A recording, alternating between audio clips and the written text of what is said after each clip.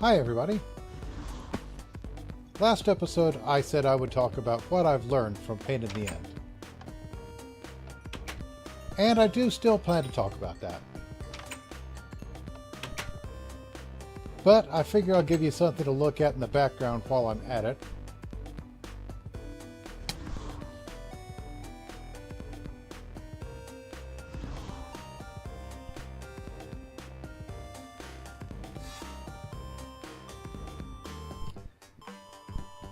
So I figure today we're going to work on a Nether skeleton farm. We might actually work on two of them. The first one I'm going to work on is on Tango Tech's simple pattern, which is basically a single level farm with a simple viewport through which wither skeletons can see you, but other mobs can't because they're shorter. That'll be a little tedious to build, but that's no problem because we'll be showing that in the background in fast motion while I talk to you in voiceover.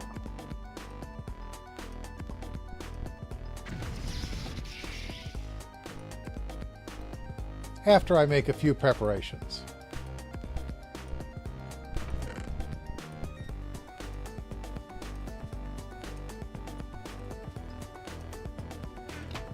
First off, making all these potions is kind of tedious. But I always want to make sure I'm fireproof at the Nether. So I'm going to build some better potions.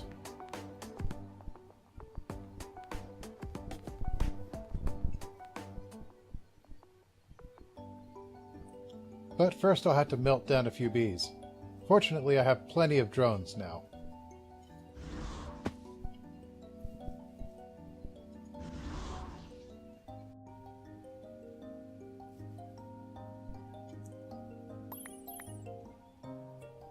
Now, this is actually my first Botania'a potion, so it's quite possible that I have no idea what I'm doing here, which should hopefully make this that much more entertaining.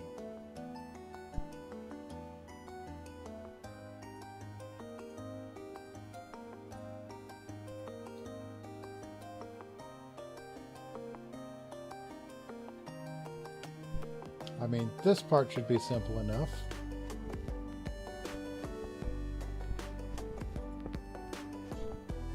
And it looks pretty cool.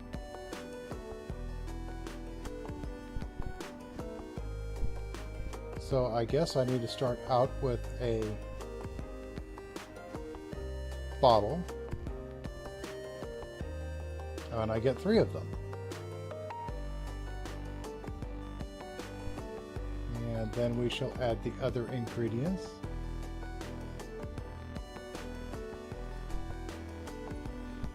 Looks pretty cool so far, as Botania'a magic often does.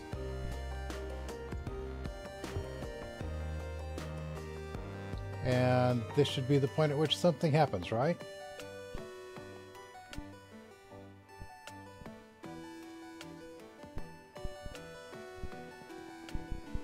And I'm going to guess that the reason something's not happening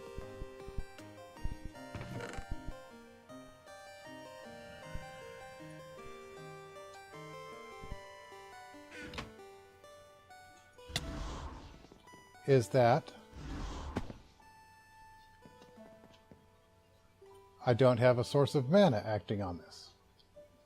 Or maybe I just need to do this. Nope.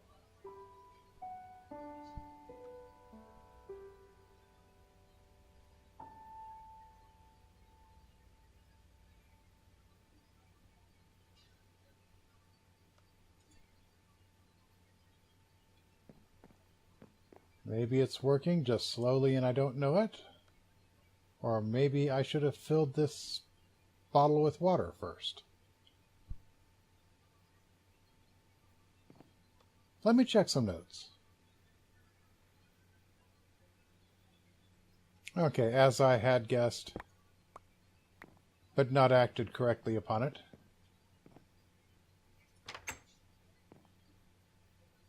it requires mana. So we'll just put this over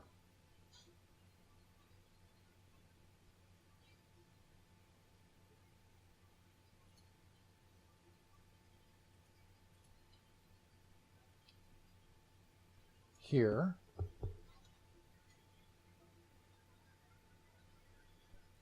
And put our flask and our reagents in their proper places.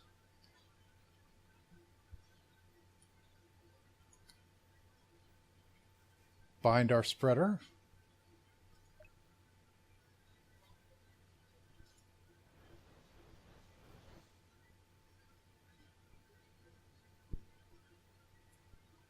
And that's not working because of poor placement.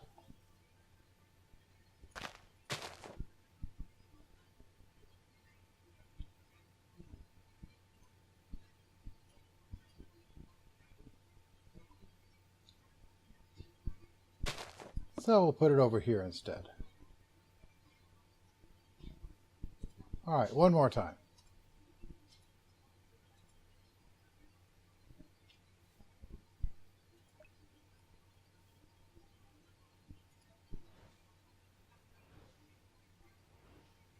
And it certainly looks as if something's happening. Let's empty out a hand for it.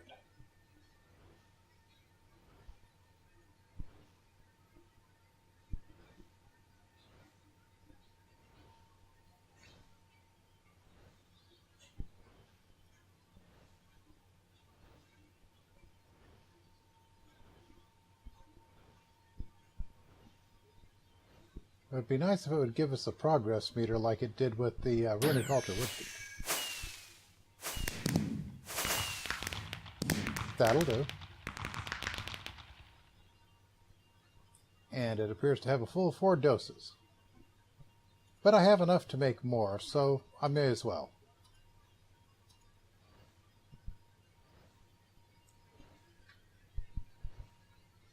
And since there's 3 empty platforms on here, I'm thinking there's more complicated potions we could make.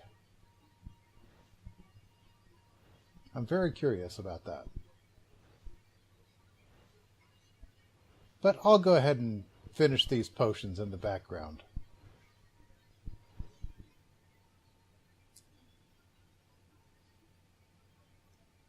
Alright, so I have about 12 doses of fire resistance for 8 minutes apiece. And I have brought about 8 stacks of basalt brick, which is one of the materials I'll be using. The other material will be nether brick. But I still want some half-half slabs, because I am too lazy to make daylight sensors. And I'm pretty sure that these panels should still give me about the right height. And as you can see, I have moved my enhanced portals over here to give me easy access to the Nether. Partly because it was about time, and partly because I had a weird bug. And I'll show you what I mean in a moment.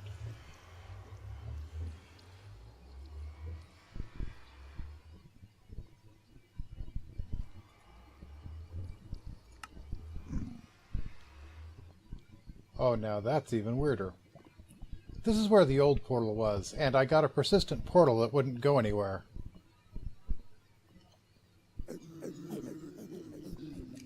I didn't do it. So, what I've learned from Pain in the End. First, let's talk about the origin of Pain in the End. The Feed the Beast launcher was king, and my friends and my son's friends were starting servers based on the mini packs available from FTB. But they never lasted very long. After a few months, many of the players had achieved all their technological goals and stopped coming, and here I was alone on the server working on some architectural masterpiece. I thought maybe a pack with more technical difficulty might hold the other players' attention longer. I think this kind of thinking is what led to all these expert mod packs we have now. So I started work on my pack, wanting to make things interesting and challenging. I made it without big reactors because I felt that if you wanted reactor level power, you should be willing to take a chance on being blown up or irradiated. I did my best to avoid mods with magic blocks, simple square things that solved all your problems for you, trying to emphasize instead machines that you could use to solve problems with a little ingenuity. Clearly this left out mods like Ender.io and Mine Factory. I would name it Botacraft. I talked to my friends about my ideas, and found very little interest from them in a mod pack designed to make things harder.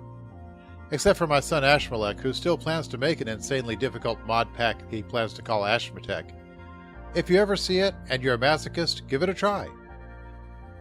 Anyway, I put my dreams of Botacraft aside for a while, but still played around with the idea. One day, while watching my favorite hermits, I was struck with inspiration. I would become a YouTuber. Then, I could either find other YouTubers who liked my idea for a challenging mod pack, or select players for my server from my thousands of adoring fans. I downloaded Fraps and a free video editor and set about learning to use them, but I didn't start recording right away. Stage fright was a thing, so I procrastinated while I joined the old Minecraft community to play on their mod sauce server. But the YouTube idea didn't go away. Often, I would have ideas for episodes or be in a situation where I thought this would actually make a great montage, or simply find myself narrating my current situation in my head, imagining that I already had an audience watching over my shoulder. But it didn't quite make sense to me to start a series in the middle. I felt an audience deserves to see a player start from his humble beginnings, and I already had my huge desert empire base named Edfu, with airships and oil-fired boilers powering steam turbines, and a giant sphinx, and, well, it was pretty cool. Maybe I'll do it again sometime. One day, the server owner announced that he would be closing the mod sauce server to start a server on the Infinity Pack. After I mourned the loss of Edfu, I stood before my computer in the Infinity reception area, screwed up my courage, and began to record. The rest is history, recorded, edited, and uploaded to YouTube, and I invite you all to feel free to watch it again. I invite you also to click like on all my videos, leave comments, subscribe if you haven't, etc. I'll wait. Anyway, you can see that my original frustration persisted. Hardly any of those series lasted longer than 12 episodes before the server was closed, either due to some cumulative technical difficulty or in favor of some new mod pack. After the server owner retired from serving, Old Minecraft ended, and I went to single-player videos, and I decided to try to resurrect Botacraft. But since I had young cousins interested in Minecraft and I wanted to keep it family-friendly, and PETA stands for Pain in the End, I came up with a new name, Pain in the End. The curse launcher made it easy and allowed me to dodge questions of permission, and the rest was a matter of chasing through configs and stamping out ID conflicts. So, what have I learned from all this? I don't know. I've learned how to edit video. I've learned to be more picky with my mods, I guess. For instance, if you're making a pack to play on YouTube and you like to do montages, you should make sure that all your mods are compatible with a remote camera mod. Otherwise, the best you can do is crap that looks like this. Here's one that I knew from the start, so I can't technically say I learned it, but I do think it's important. Do it for fun. YouTube is like rock music. Don't go into it expecting to get rich and famous. Very few people can do it, and it's not just because of talent. It's because there's not that much room at the top. Hard work matters, sure. Talent matters. Production values and decent equipment and software and music and effects and making the right connections and friends matters. But even after all that, you need a certain amount of luck and consistent effort, and you still might not make more than 6 cents. So it's important to decide how much you want to put into it and how much you can afford to. Do you want to put all your family time into this? Spend time doing tutorials when you'd rather just be playing? Do you want it to be a job or just a hobby? It's a hobby for me because I'm not prepared to stress over my numbers. Pain in the End is actually my least successful series, and I'm still playing it because I want to. While Reika's mods are technically frustrating, I still want to see what I can do next with them. And let me tell you, there's a lot left to find in Chromaticraft by itself, not to mention Rotary Craft and Reactor Craft. I'm just not done yet here. I've also been learning more about what I want in my next pack, and I'm getting closer to something I can release and be proud of, where Pain in the End is more of an amateur kitchen sink pack. And I'm still learning. Some people know they're alive because of pain or joy or whatever kind of excitement they have in their lives. I know I'm alive because I'm still learning. About Minecraft, about YouTube, about science and truck driving and relationships. So I'm going to keep learning, and where I can, I'll share it with you guys. Here's the final thing I want to say I've learned from Pain in the End. You don't need a huge audience to be grateful for the audience you have. Thanks, all of you, for sticking with me, and I hope you keep doing so. I appreciate every bit of encouragement you give me. Alright, so here's our basic wither skeleton farm. But not really. If Tango Tech were watching this, I'm pretty sure that he would have said at several points in here, that's not right. For instance, things that we're missing include the hoppered collection area at one end, which is not necessary because I have a magnetic ring. And this would be terribly wrong here because it would allow the wither skeletons to get in here at me. Except they never actually do that.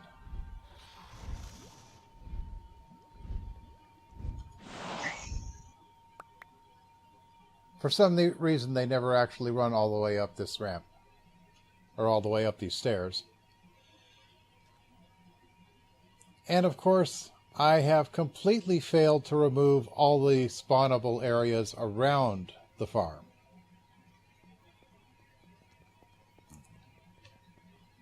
And that's mainly due to time constraints because I've actually been working on this thing for too long, and I'd actually like to release an episode for you.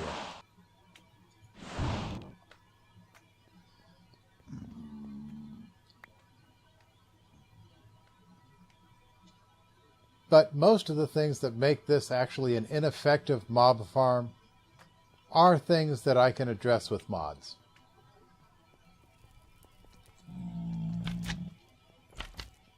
And most of that is going to be from Railcraft.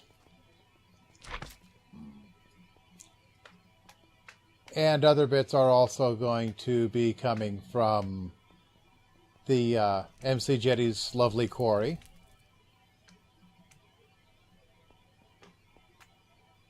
Which is what I'll be using to remove all these spawnable areas.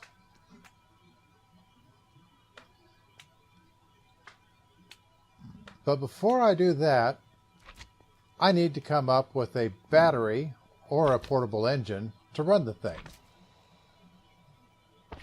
Which is what I plan to do next episode.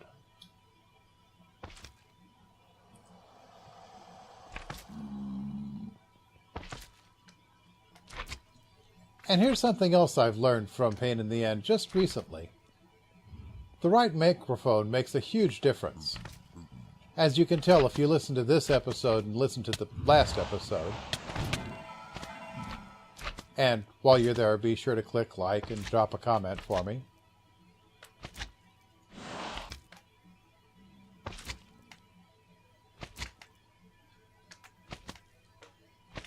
So, there we are, what I've learned from Pain in the End. If you liked it, be sure to click like. If you want to see more, be sure to subscribe. And be sure to tune in to the next episode. Until then, have some fun, build something cool, and have a nice day.